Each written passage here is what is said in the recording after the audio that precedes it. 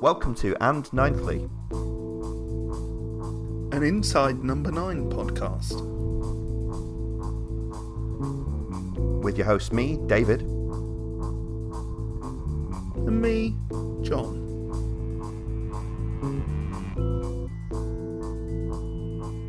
Hello, welcome back to And Ninthly. How are you, John? I'm very well, thank you, David. How are you? Not too bad, yeah. Been a bit of a long day.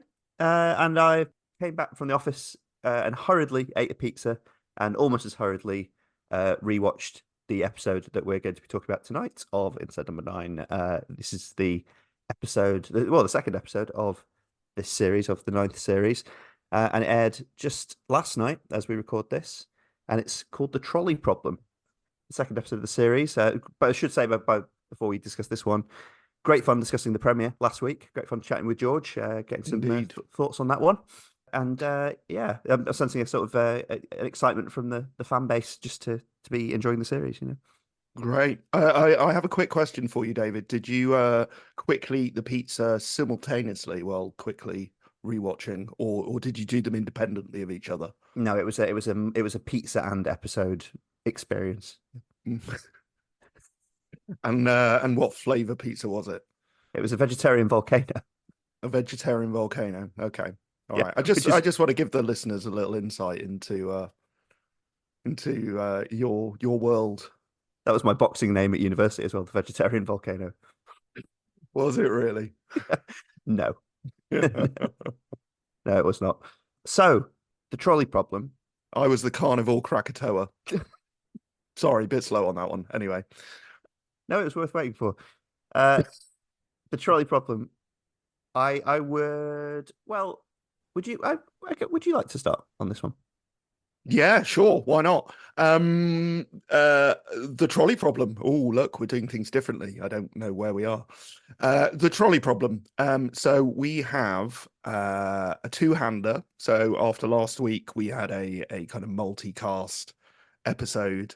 And we now have a two-hander where, spoilers, obviously, I don't think we really need to provide a plot synopsis, because if you're listening to this and you haven't seen it, then you should probably not do that. Spoilers all the way. Yep. Yep, spoilers all the way, obviously. So we've got two main characters, Blake and Drew, played by Steve Pemberton and Reece Shearsmith, respectively. And we sort of we open in a very nice, well-appointed looking country house. Basically, we can see from the opening shot where we've got Blake, Steve Pemberton, making a cup of tea for Drew, Reece Shearsmith, who is clearly in a state of some distress, wet, in shock, seems to be in shock, and we then learn that Blake has rescued him from where he was standing on the bridge, with the very clear inference that he was about to take his own life. This is the starting point, and of course it then goes to lots and lots of different places. Now, fun fact to note here, first of all, and I have actually checked this by going back and watching the Stakeout earlier on today. This is the very first episode where only Steve and Reece appear on screen and no one else, which for the second episode of Series 9 seems extraordinary, actually. And I did read this in someone else's review, and I thought that can't possibly be the case. Like, what about the last weekend? The last weekend's definitely a two-hander. Nope, it's got another character in it. Bernie Clifton's dressing room. That's definitely it. Nope, that's got someone else in it as well. The Stakeout. I mean, you know, you've got Dobbo who turns up, the vampiric Dobbo who turns up at the end. So you've got another person on the screen. So this is the very first, and you have two voice actors. Obviously, you have Robbie and Ellie. We hear their voices on a phone recording and a phone call. But as in terms of screen time and screen appearance, this is kind of a benchmark. That we have Stephen Reece. Do you have any thoughts on why it's taken so long for that to happen? It seems an extraordinary length of time for them to only have the two of them appearing on screen and Well, absolutely nobody else. I'm glad you and that review you've looked at confirmed that, because I was thinking about that on the way home today, and I was thinking, firstly, I was going through all the episodes like you were, and thinking, and the Stakeout's the one that crossed my mind as well. And yeah, I think it is, and yeah, it's extraordinary. It's something you'd do in series one, isn't it? You'd think, and I think it does breathe differently. It's got a kind of weird pace to it. This one. Not apropos of the quality or what I think of it really, but I did notice that this episode went, both last night when I watched it for the first time and on the rewatch today, went very quickly for me. I don't know if Yeah. that's something to do with two-handers, the way they flow. I don't know. Yeah, that's interesting. I had very much the same sense of time actually. Spoilers immediately. So when it got to the last moment where Drew has doused himself in petrol and takes the Zippo, I was like, well, this isn't going to be the end, because we haven't had our We're just not 29 there yet. minutes yet. Yeah, Yeah, yeah. we're just not there yet, and clearly we absolutely were, and time had passed incredibly quickly. Yeah, I can't explain that. I don't know. Maybe that is the nature of two-handers, or maybe it's the nature of the story they were telling, possibly. Yeah, it's strange, isn't it? But yeah, no, I'm glad to have that confirmed, and I actually would like to say, because I'll have some less favorable things to say about this one. I think that's I'll just get out of the way straight away before the Mm. details. I would say, based mostly on my rewatch today, actually, rather than last night, I think Pemberton and Shearsmith are both really good in this. I think there's some really really good acting from both of them, and I think there may be a little bit less. Although there's some, exaggerated emotions in it, and some heightened emotions, and big acting in that sense. I think for the most part they're both a bit more, maybe perhaps particularly Pemberton, they're both a bit more subtle than they often can be in this one. And welcome back to our ninthly hot takes from David Fagiani, Steve Pemberton, and Reece Shearsmith, who we have been watching for 9 series, are quite good actors. Yeah, yeah, yeah. I don't know. Yeah, I don't know what it was that struck me about this one, but I mean, I wasn't. I don't think I was giving them marks just for pulling off the two-hander successfully, or rather successfully. But yeah, I don't know. I just they impressed me on this watch. Yeah, I Um, actually I agree with you on this. I think it's they're two. You're right. I think they're two very subtle, nuanced performances, and part of that has to do with the journey that we go on, or the character arc that we get in 29 minutes, which is incredibly difficult because you're cramming a lot in. It's this is not a 90-minute film. It would all go very very differently if you tried to tell this story in a longer form. um but they really do. Yeah, I mean, let's remember that they're writing it as well, so we don't know to what extent they're kind of going, oh, do you know what, I'd like to really try to go from grief to rage to death, basically. mm, Whereas yes, I think Pemberton's character is very interesting, again, because you get a lot revealed along the way, so that the character, or the way he's portraying the character, you get to see the little insecurities, you get to see what's going on inside. It's like all great screen acting. You get to see what's going on inside, whether they're talking about it or not, whether they're saying what's actually going on inside or not. And I think they're both very very good in this. I'd say probably Reece has the slightly showier part here, because he gets to do grief and rage, although Pemberton gets to do kind of that final closing shot. Actually, I think is wonderful. That kind of horrible realization of what's happening right in front of his eyes, but also the implications of that for his son. I think that big close up on him, I think, is wonderful. And that's probably a good point to mention that we welcome back as director Barry Shippeas, otherwise known as Al Campbell. You'll always be Barry Shippeas to me, Al. And again, does a wonderful job here. Does a phenomenal job of tone and keeping it visually interesting, and the plot and the style both kind of perfectly intertwining. On the rewatch, I particularly noticed I particularly noticed the early shots of when Drew is holding the gun at Steve Pemberton. You never actually see the end of the muzzle until we get the reveal that it's a spud gun with a spud left in it. So it's very clever. Like the shot just cuts it off. So it's beautifully framed each time so that it never tips its hand. And then obviously once we get the reveal, we do then see what's in the barrel of the gun. So just a lovely little, very effective, very well crafted touch, I would say. So kudos to you, Barry.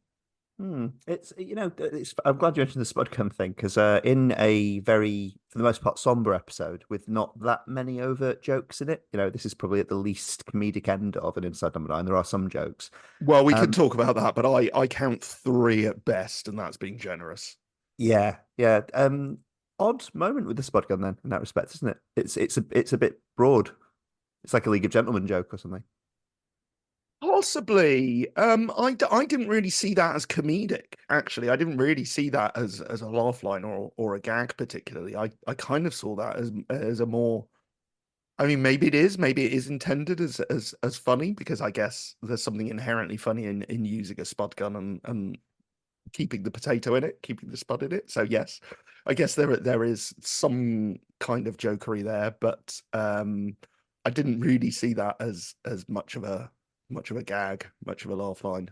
I think it just expedient in terms of the plot that he's got a fake gun, and somehow Blake needs to realize that it's a fake gun. Now, I guess you could have done that in a number of ways, but it's a very neat one to see that there's a spud in it when he's pointing it at him. No, agreed. Well, I think I'd like to get my kind of elephant in the room in terms of my initial reaction to this one out of the way, if you don't mind, because not at all. I'm keen to hear it. Keen to know what you think. Well, I think it's a fairly predictable one, really. If you've been talking to me about the show for as long as this, you'll probably kind of know where I was coming from, because I watched this last night. As we tend to fess up, I'd had a few drinks, and I was maybe my mind was not so much on it. Although I should say, unlike the episode that we reviewed last week, Boo to a Goose, this was our first time watching this. We did not see this at the BFI preview thing. This was first time. I actually, this is going to sound so incredibly entitled. I really don't mean it this way. I actually came out of this last night in a fairly bad mood, or I guess a bit drained, like a kind of, and I don't mean because of the grim topic. I mean, I came out not liking this one very much at all. And I'll tell you, the rewatch worked a bit better for me. I'm really, really glad I rewatched it, actually, and didn't just go in one screening, because now I remember before we were doing these nightly shows, right back when you and I first recorded anything together, and when we first talked about it, number 9, we were talking about it when the 5th series had been on and the 6th series was yet to air. So, we're a considerable way back now. Yeah. But I vaguely remember in that conversation I think it was late 2020, we were talking about recent episodes, like the 5th series as it was then. And I remember saying, and I think this was in regards to Misdirection, the magic trick one. Yeah. I remember saying that at that point, there were starting to creep in some of these points with Inside Number 9 where they are starting to fall into their own tropes. They are starting to create subgenres of Inside Number 9 episodes. And I think I said Misdirection is, kind of, for me at least, a poor man's riddle of the Sphinx. And there's all sorts of things to, soften that a little bit. Like it's kind of, it is really, but the riddle of the Sphinx was Pemberton's turn, and then Shearsmith's having his go with Misdirection, and that's kind of lovable. But I remember thinking, they're kind of doing the same sort of Inside Number 9 again, and to lesser effect. This, on last night's viewing particularly, is the strongest I've ever felt that maybe now with Series 9 is the time to end it on a whole bunch of different levels, because I started seeing similarities to other episodes, and I sort of couldn't stop.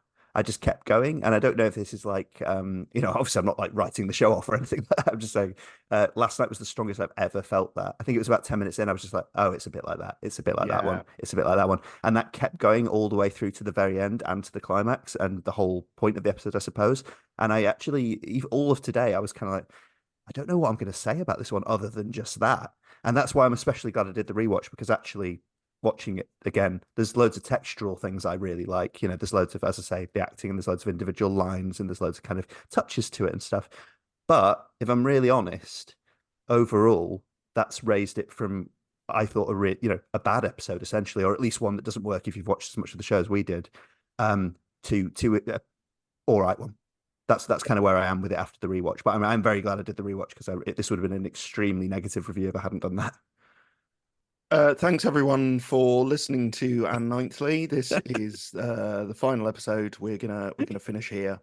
By two people who hate the show, enemies of the show. Final 4 episodes. No, I actually completely agree with you. And I've got several notes here that refer back to particularly Riddle of the Sphinx and The Last Weekend.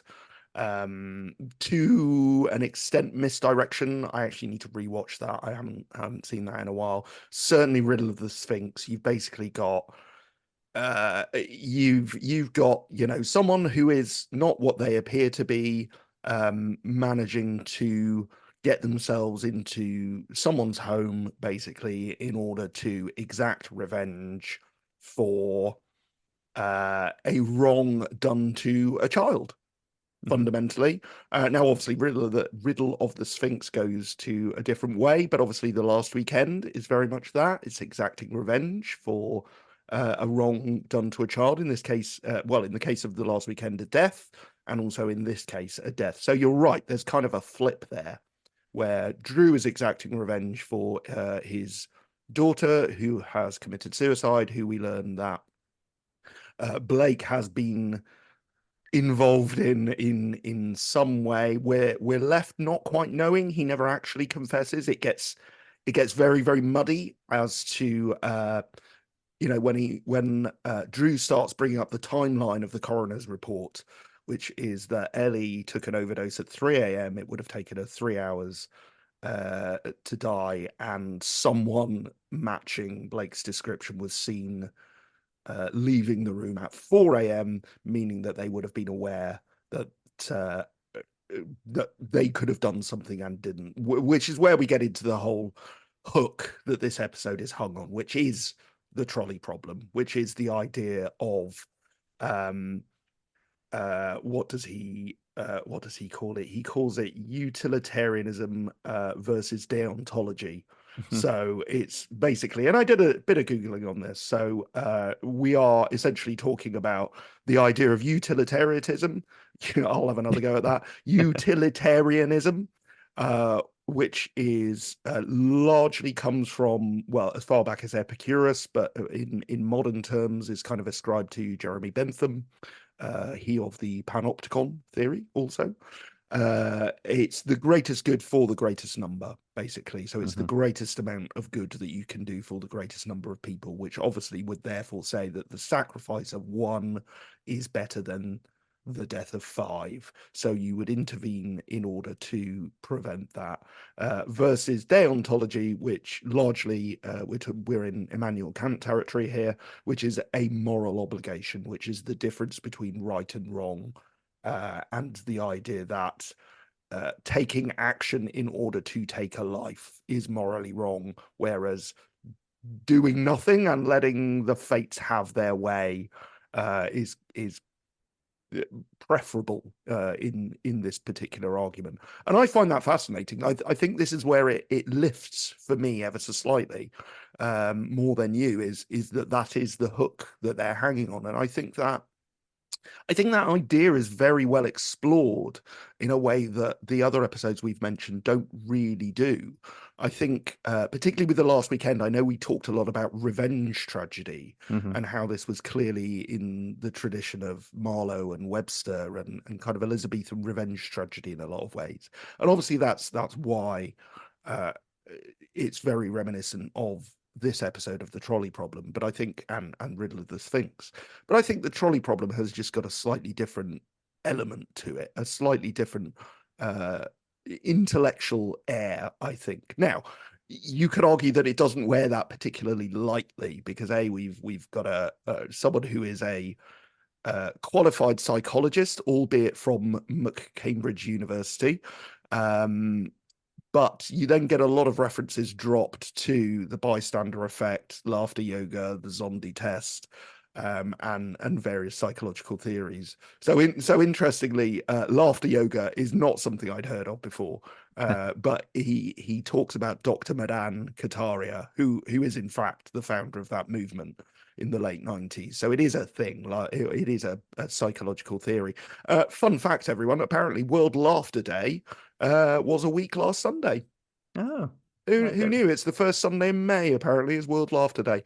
And it's, yeah, obviously it's the idea that laughter can have a physiological beneficial effect, and therefore whether you're finding something funny or not, the act of laughing can work. And we could attest to that.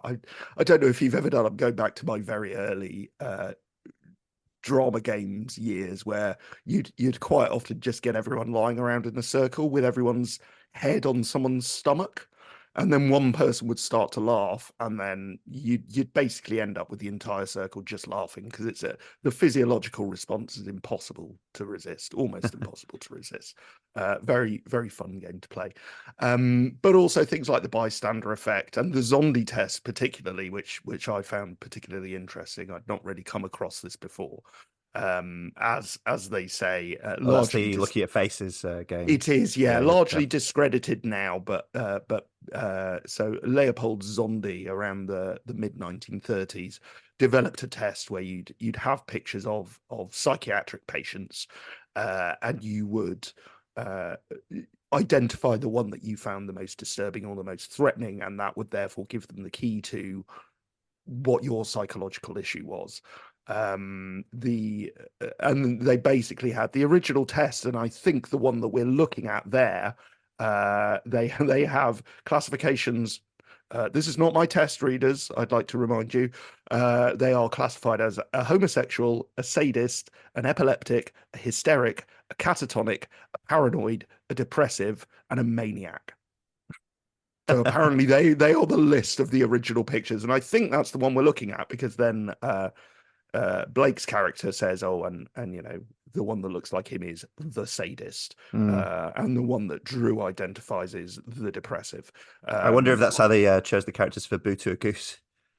Yeah, who knows? Yeah, maybe it's very interesting, because obviously they'd have been researching these things at the same time, obviously. So I guess what I'm saying is that I found enough protein there. Sorry, I've been rewatching Succession. I don't know why I said that. What's the protein here? There's a lot of protein here in terms of things that I find very interesting and fascinating. And as before, it's sometimes doing research for things that they've obviously discovered that I am not necessarily aware of. But then let's get back to the point that this is half an hour's television entertainment. So I guess the question is it that? Well, to an extent, I suppose. I mean, you talk about the protein, the sort of meat on the bone of this, and there is a lot of interesting stuff. I agree. All that stuff you just mentioned is interesting and is, arguably engaged with interestingly. I think one fault I'd pick with it, not to sound pedantic, but is the utilitarian thing that's part of the trolley problem. I don't know if that really maps. I mean, feel free to talk me into it, but that's to do with numbers, really. It's partly to do with numbers. It's to do with the saving of. It's to do with action versus inaction, obviously, but it's to do and the morality of that. But it's to do with that being motivated by saving numerically, but by helping numerically larger numbers of people or helping them more. Either way, I don't really see how that applies to this. It's almost like they thought half the trolley problem was a good thing to hang an episode on and didn't engage with the other half of it. Yeah, I think that's fair, actually. I think they are using the trolley problem, and it's not necessarily the deontological or the utilitarian argument, which is the actual trolley problem, which they then say outright. But it then becomes more about action versus inaction. I think you're right. And obviously the payoff, the end of that is Drew basically setting himself alight, but before that, absolving himself of any responsibility for Robbie's death, because all he's done is not done anything. Although, I mean, that doesn't even hold up, does it? If you bury someone alive, The fact that they obviously then die is you have taken the action that has led to their death. I think again that's that's some linguistic acrobatics going on there, and that's not even the case either. So yeah, I guess I can see what you mean, that I think they've used it for their own ends, but then they've got to the point where they obviously need to finish this story off in their in their usual shock horror ending kind of a way. And I think perhaps it therefore doesn't entirely tally, because you're not talking about the death of one versus the death of many. I don't really care, to be perfectly honest with you. I think they've, again, it's a MacGuffin. It's a Mm. hook to hang it on. We don't mind, we don't mind MacGuffins from Hitchcock when he completely abandons them, and I don't see that as an issue here either, particularly.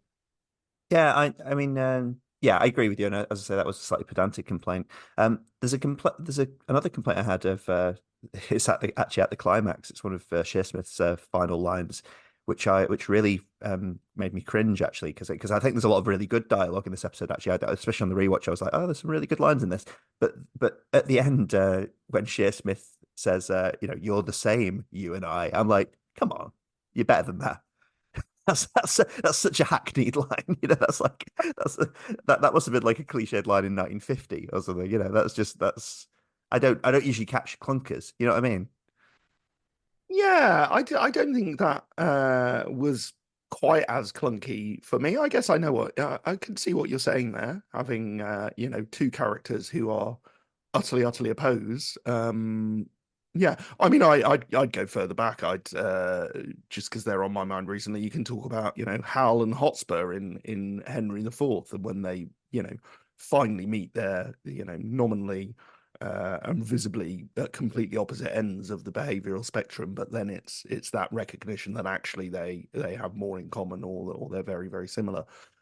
So yes, I can see how one could perhaps see that as a bit of a cliched line. So yeah, I don't hugely disagree with you on that, but neither did I really find it particularly a problem, because I think at that point I think I was just engaged enough with the narrative.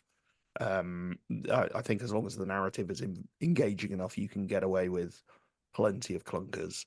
Mm. See also every series of 24 where all of the dialogue is dog shit, but it kind of doesn't matter because you're just being pushed along by the plot the whole time. And I'm not saying this is in the same level of that. Um, you see, Jack Bauer, we're not so different, you and I. I'm not saying that's the case here, but it didn't cause me. That didn't occur to me, basically. Steve Pemberton will never have time to rescue Kim from the cougar trap, unfortunately. That's a Oh, deep memory. yeah, that is a deep memory. Mountain Lion, I believe it is. A Mountain Lion, I sorry to bastardize season 2 of 24. Yeah, how dare you? The greatest artwork in human history. To balance out the sort of critical seesaw somewhat, I would say a line I really liked both last night and on my rewatch today was the one where Pemberton says, I'm not a big fan of games. This is early on in the episode. He says, I'm not a big fan of games. And Shearsmith's character just says, I am, like in a really embittered, exhausted way. Yeah. Because that, on first viewing last night, when I was just getting to know the character, I took it to mean that part of the reason he was, he ended up next to the river was he's a gambling addict, that he was addicted to gambling. I took that as being, why a part of the reason why he was on the edge. And obviously, by the end of the episode, he's playing games of the sort. Yeah. And I like that's a nice line either way, I think.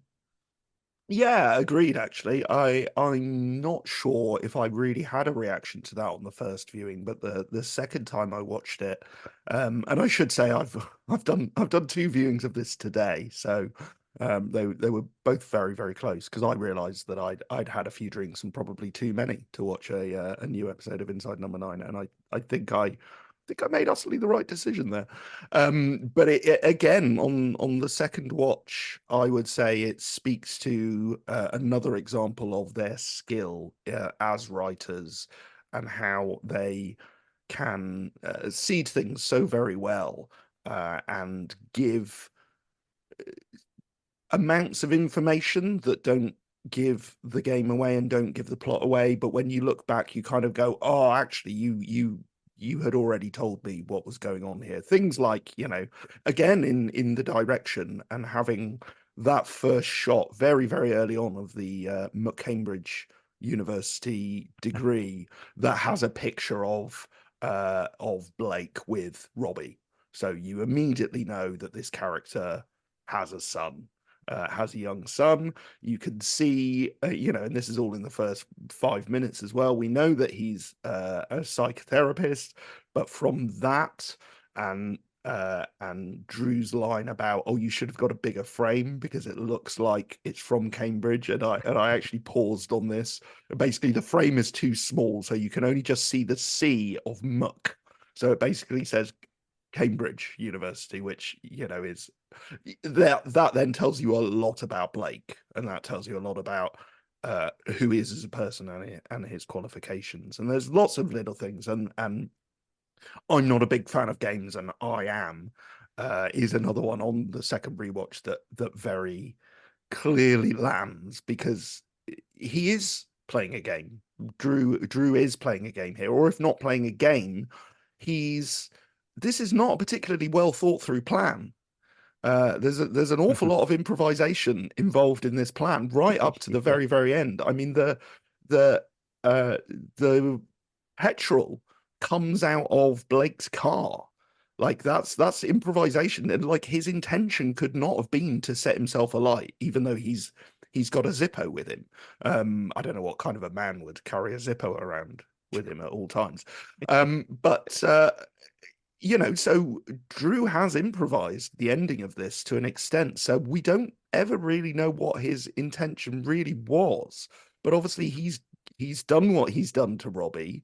He's got the phone number in his pocket, so he's obviously aware that at some point this is going to be a tool in what he's doing to, if Blake does get one over on him and takes control of the situation, then Drew has enough ammunition. So I think he's got all these different scenarios, and he's not really sure which one's going to work and which one he's going to use. So again, the writing here and the seeding of all of those things, I think, is very good. There's little moments as well, like the anti-psych drugs that he then says, oh, she was on anti-psych drugs like the ones I've just given you.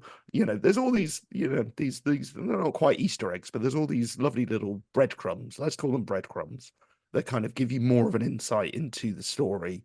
That again, on the second watching, you kind of go, yes, it was all there. It was all there, almost hiding in plain sight, which is what they do a lot, and they're just very, very skilled at it. Very skilled at this, particularly at this point of writing Inside Number 9.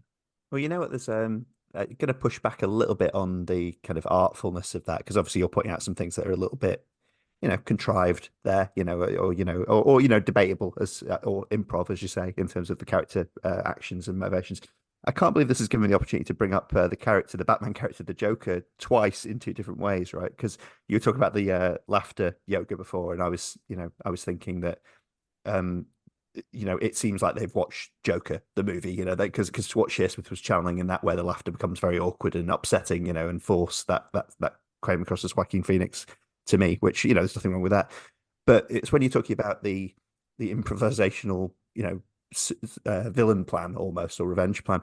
I remember someone who doesn't like Christopher Nolan's Dark Knight movies very much, talking about them years ago, and saying that the Joker's such a mad film plot wise, The Dark Knight, particularly because the Joker's plans are very, very detailed, but absolutely everything has to go exactly that way. Either he has millions of plans, like fractal plans, or the most unlikely events have to line up in exactly the right way so that these happen, and it's all it's all part of the plan. And this is all sort of a way of leading into. You sort of mentioned the petrol can before and stuff. Did you think the ending was just straightforwardly, again, a bit clunky? And again, this is the sort of thing I don't catch them doing, or not doing well enough, I suppose, very much. But I was just like, going back inside to get his coat, really, Yeah, I will give you that. I will give you that. And I'll tell you what it reminded me of. It reminded me a little bit of, which weirdly The Dark Knight also always reminds me of Heat.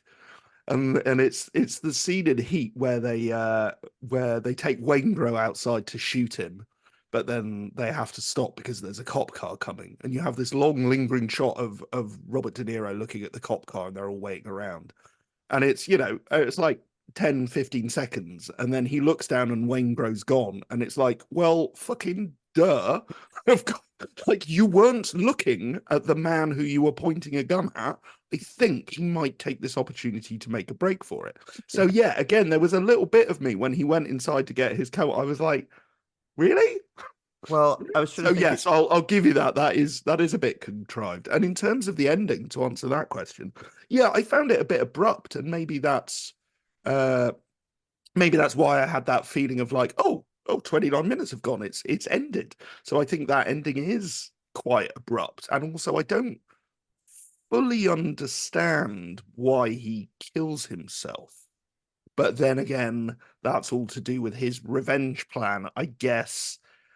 He's got two options here, right? He's asked Blake to either confess to everything, in which case presumably the police will become involved, he'll be arrested, and he'll go and dig up his son, and that's fine. On the other hand, if he refuses to tell him or to accept responsibility for what Drew is obviously certain that he's done, then he has to find a way that that Blake cannot rescue his son, and he's the only person who knows where he is. What that reminded me of was actually John Doe in Seven, and his final plan, and the fact that his final plan involves him dying, so that the Brad Pitt character becomes Roth. So it kind of reminded me of that in a lot of ways, actually, that kind of forward planning, and the fact that you've planned something that actually involves your own demise. And John Doe's another sort of supervillain, really, isn't he? Seven's almost on the brink of being a comic book movie in some respects, you know, in terms of the sort of metaphysics of it and stuff. I should say, take that opportunity to say another thing this nods at, another work this nods at, I suppose, is The Vanishing. Either version of that where you've spoilers for The Vanishing, underground burial, and needing to know where someone is a big part of that. But I think Kill Bill as well. If we're talking about revenge narratives that involve people being buried alive, Kill Bill's a very big one there. Buried Alive, definitely. And I think actually something we've mentioned on Ninthly before, the League of Gentlemen, when Hair Lip has Justin buried in the garden. There's a boy in a box in that as well, underground. It's one of those classic boy in a box narratives. Yeah, so our tales all the time. You know how there's only 7 stories. There's the hero's journey. There's the Romeo and Juliet, and the boy in a box. Boy in a box. I was just thinking, actually, as you were talking about the ending and some of the contrivances. You were saying, I don't know why he kills himself. I mean, is that a bit? I mean, not only is that maybe implausible that he'd leave him outside and trust him not to run away and all the petrol can and all that, but also isn't it just a bit narratively redundant because Blake stabbed Drew, right? He stabbed him in the thigh, so his action, his violent action, selfish violent action, has already caused Drew a potentially life-threatening injury. So, like, couldn't you do the same thing neater and have it's just that Drew bleeds out? And just as he's learning that his son's been buried and he'll never know where he is now because he's killed him. Isn't that neater? That hadn't occurred to me watching it. I think bleeding out from a pen wound in the leg. I'm not a medical man, as you know, David, and the fact that he tourniquets it as well. You see him tourniquet it, so he tourniquets it immediately. I think, in a different world, I think we'd be having a conversation about the implausibility of someone bleeding out from a pen wound in the leg. So I don't quite buy that. Fair, but I suppose what I mean is that's kind of a choice too, isn't it? Like they have him violently stab him in the leg, but you could do it. I suppose they just want the spectacular imagery. I don't know if maybe the imagery of someone burning to death in front of you, knowing something that could save a loved one, would just came to them first, and they sort of wrote the rest around it, worked backwards almost. But yeah, possibly it's more spectacular as an ending. Yeah, there's definitely a visual flair too, and the fact that we see it reflected in Blake's glasses. It is a very spectacular ending, and let's say not bad CGI either. BBC budgets notwithstanding, it's I'd say it's pretty good. It's pretty decent. I also just like the grim way they had Shearsmith's character. You know, he does this very stoic, very sort of reasoned, not reasoned, but you know, kind of um, heartless, cruel gesture. You know, this gesture of a death, but he also then realistically is heard to burn to death. You know, it's not fun. He's in a lot of pain. You know. Yeah, yeah, absolutely. And again, I'm not sure. I'm not sure whether. Do you know what? I don't care. I don't care. That's how they wrote it. You know, there's other points of incredulity you could point to, like, you know, how has Robbie got mobile phone reception if he's buried alive? You could also argue is doesn't necessarily work. Hmm. Well, Uh, I don't really mind. I think it's a spectacular ending, and I think we're going to remember it as the one where Reece Shearsmith sets a light to himself at the end. I think in a way that's its calling card. yeah, I'm wondering actually, you know, because I was describing the process of watching it last night, or the mood I was in, or the kind of like the negative reaction I had to it last night. It's what they say about suspension of disbelief, isn't it? You know, the moment the spell's broken, you find all these problems, all these contrivances, because every script, every fictional narrative has contrivances, and you know, it depends how much you go with it to an extent, and you know, obviously the skill with which it's written, but the suspension of disbelief and immersion in the narrative is important too. And I wonder if for the reasons of kind of self-plagiarism that I pointed out last night, I was just like, maybe the moment the spell was broken for me, I just started noticing all these things a little bit more. You know, maybe I am nitpicking a bit more with this episode, and I am sounding incredibly negative on what was, you know, a very capable piece of television for most parts. Maybe not quite, in my opinion, up to their highest standard. Well, certainly not up to the highest standards, but maybe not up to their usual standard in some respects. But maybe that for me last night, the spell was just a bit broken, and I sort of just I couldn't help but see the scaffolding a bit, you know. Mm. What were you drinking, by the way? Absinthe. No. Oh, okay. All right. Yeah, yeah. Checks out. Checks out. Yeah, I mean, there was a moment for me as well when we got the reveal of Drew's character being basically when Blake wakes up and he's tied up. I think that I can't remember which line it was, but there was the reveal where we kind of went, "Oh, okay, he's avenging the death or the wrongdoing to someone who was a patient of Blake." And actually, I saw that fairly early on, because we're in, Riddle of the Sphinx and various other territories that we've been in before. So yeah, I guess I kind of did see. We're in a revenge narrative here, basically, and we're not going to see the person who is being avenged, but it's almost certainly because they were. I thought it was going to be.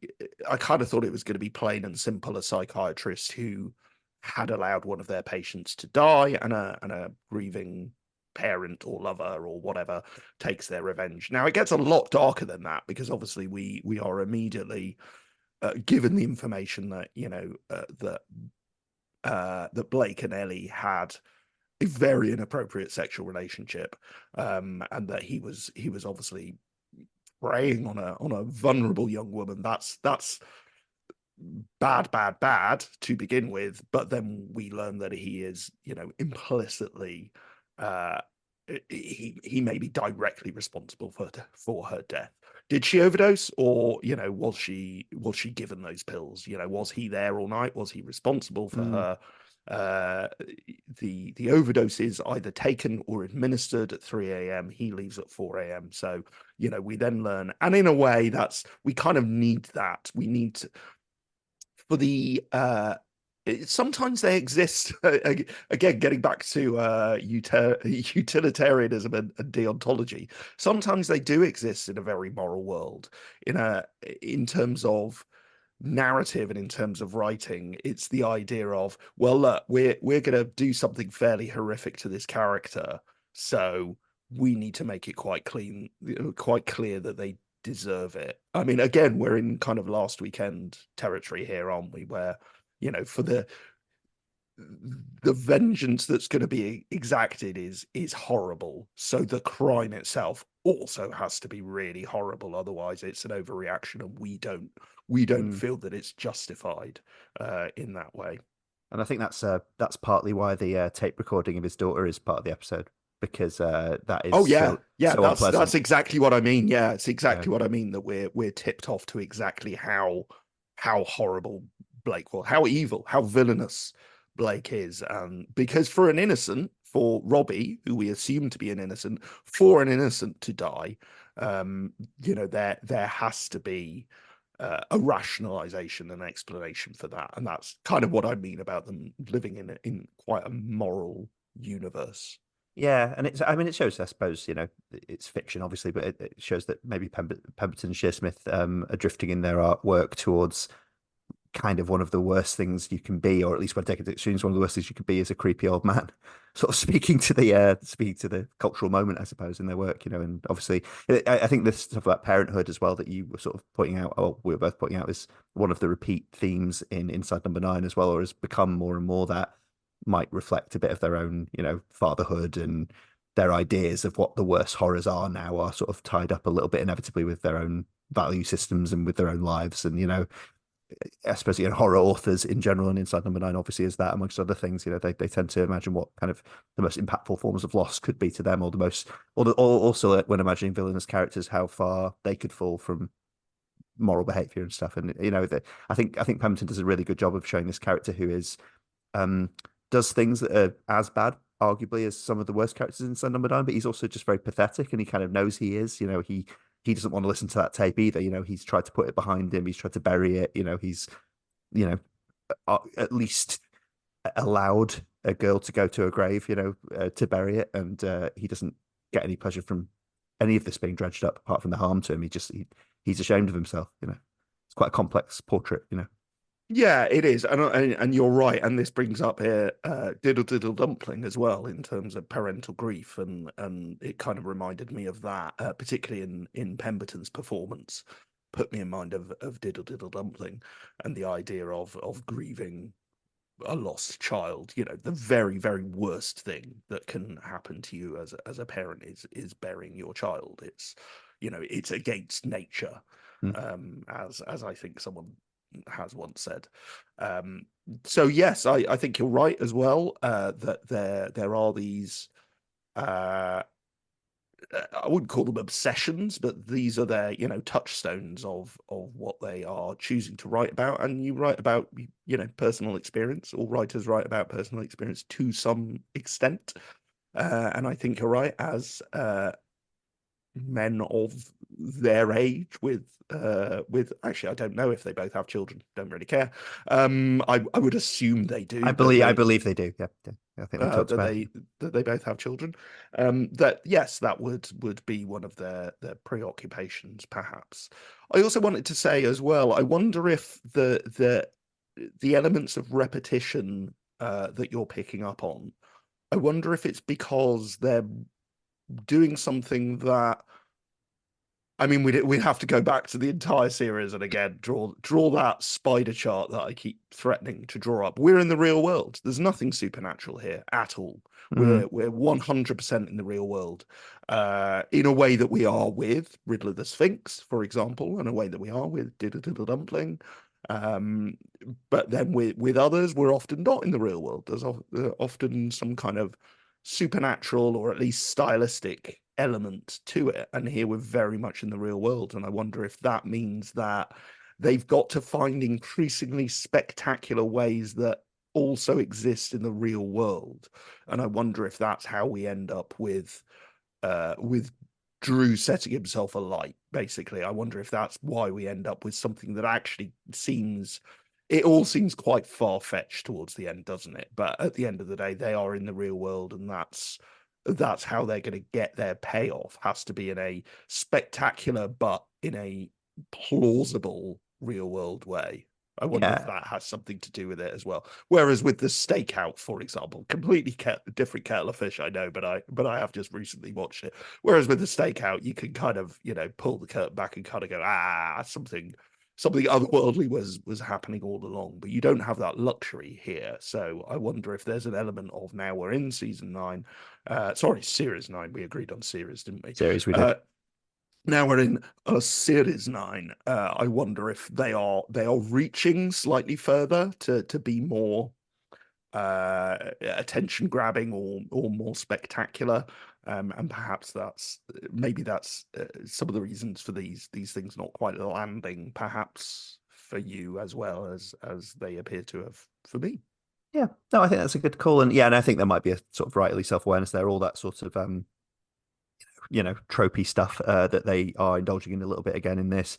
They probably have a level of self-awareness of that as well as writers who've written so much of this sort of stuff, and they probably go, right, we're doing a bit of this again. What haven't we done? And that's where self-immolation comes in. You do need that, both for the visual flair and to put a bit of a different bow on it, I suppose. Yeah, I was reminded as well of, I can't remember the name of it. It's the one with Anita Dobson in it. Oh, Mother's Ruin. Thank you, Mother's Ruin, which has the leg chopping scene, which was, I think we discussed at the time, was kind of one of the grisliest things they've actually ever done on screen. And I wonder if and I can't really remember anything from that series being that kind of overtly gore based. So I wonder if this is just a bit of a, we're only going to have the two of them in it, and it's going to be in the real world, and there's going to be something kind of grisly in it. So I mean, you could argue it's kind of a repetition of that pattern as well. And it will obviously be interesting to see how it sits within the rest of the series as well. Definitely will. And despite my somewhat down reaction to this one, I remain optimistic. I'm going to enjoy this series, I think. I did realize from my notes there's only one thing, certainly, that I have remaining to say, which is the very important question, did either of us fact check whether the Penguin did indeed replace the boot in 2017 in Monopoly? Because that's a game changer. Well, it's literally a game changer. Hey! And like Inside Number 9, we appear to have managed at least 2 jokes in this episode. I actually didn't. I took that one completely on faith. I mean, I literally looked up everything else, Dr. Madame Kataria and the Zombie tests.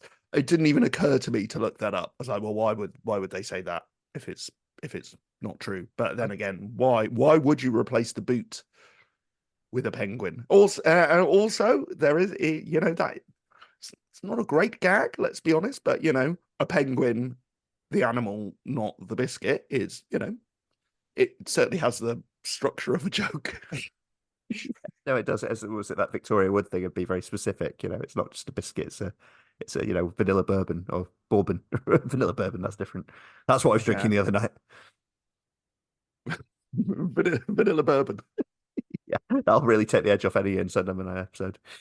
I mean, Phil obviously will be Googling that afterwards. Or maybe not. Maybe I don't care. I mean, certainly the last time I played Monopoly, I believe the boot was present. The boot was present, officer. The boot was present the last time I played Monopoly, but then again, I was almost certainly playing it on a board that, is older than possibly even me. Yeah. Well, we may or may not fact check that, or indeed anything else. Any final thoughts about this one, John? I think I've kind of covered everything. Just to say, I think I had reservations to begin with, particularly coming back to what we were discussing last week with George, particularly with them broaching very sensitive topics. I mean, you've got everything here. You've got you've got mental health, you've got self-harm, you've got abuse, you've got grief. The debate that's kind of currently going on in the theatre with slightly older actors taking sides and saying the theatre should not use trigger warnings because it's defeats the purpose of theatre.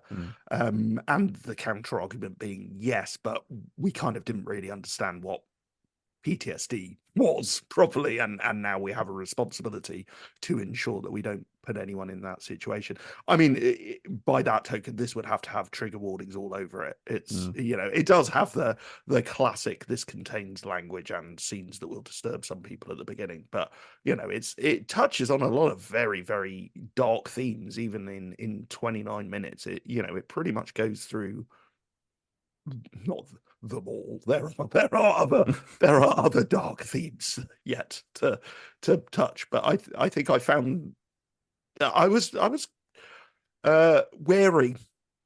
I was wary to begin with. I was wary from reading the plot synopsis. I'm like, okay, like someone talking to someone who's just attempted suicide. That doesn't sound like much fun to watch. But actually, again, I think the fact that it became this kind of heightened revenge drama, and I think it has to be somewhat heightened. We've talked about the ending and the bits that slightly stretch credulity, but I think it kind of has to do that in order to get away from the full nastiness and potentially upsettingness of what they're talking about. Again, once we get to the end, I think there will be an interesting experiment in terms of, episode 1 of every season, episode 2 of every season, and how they choose these, because as we know, we as far as we're aware, they don't make them with a particular running order in mind. They tend to make them and then have discussions with producers and people at the BBC, I'm sure, about in what order they're going to air. And I think in a way this is kind of textbook episode 2 stuff. I don't even know if I believe that, but I'm going to say it anyway. It seems to be kind of well, after an extreme episode with quite a big cast that's not set in the real world, that is asking us to suspend our disbelief in another world in a kind of dystopian kind of way.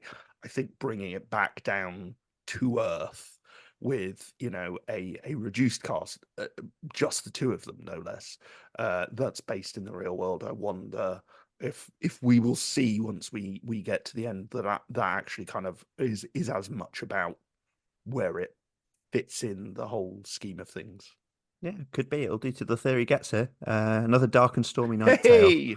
Oh, do you know that I actually did write that down as well? I did write that down on the second rewatch. I was like, it was a dark and stormy night. I mean, that's absolutely, the first line they've written on the script is like, okay, well, let's start with it was a dark and stormy night, and let's go from there. It's textbook. It's Route 1 stuff. Which is very much Riddle of the Sphinx as well, isn't it? You even have like lightning flashes in yes, that and stuff. Yeah. That is the other thing it reminded me of. Yes, was the fact that it's it all starts with a storm, basically. So that was another reminder of Riddle of the Sphinx. Yeah. Well, there we go. I guess we'll leave it there. And we will be back next week to discuss, I believe, one of the other ones we saw at the BFI. Indeed. So that'll be a lot of fun. Say goodbye, John. Goodbye, John. And goodbye, everyone.